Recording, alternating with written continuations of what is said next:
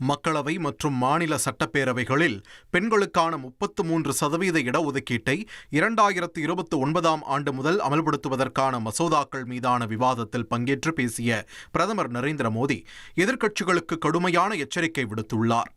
மகளிர் சக்தியின் உரிமையை தடுக்கும் உள்நோக்கத்துடன் யாராவது செயல்பட்டால் அதை தேசம் கவனித்துக் கொண்டிருக்கிறது என்றும், தொழில்நுட்ப காரணங்களை கூறி மசோதாவை தாமதப்படுத்துபவர்களை பெண்கள் ஒருபோதும் மன்னிக்க மாட்டார்கள் என்றும் பிரதமர் கூறினார்.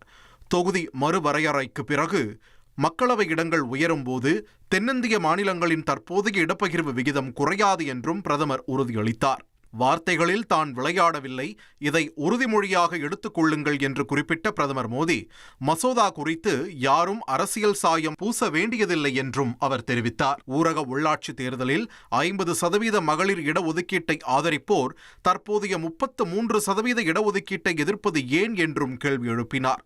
உள்கட்டமைப்பு மற்றும் பொருளாதார தரவுகள் மட்டுமே வளர்ந்த இந்தியாவை உருவாக்காது என்றும், கொள்கை முடிவெடுப்பதில் 50% பெண்களின் பங்கேற்பு அவசியம் என்றும் பிரதமர் வலியுறுத்தினார்.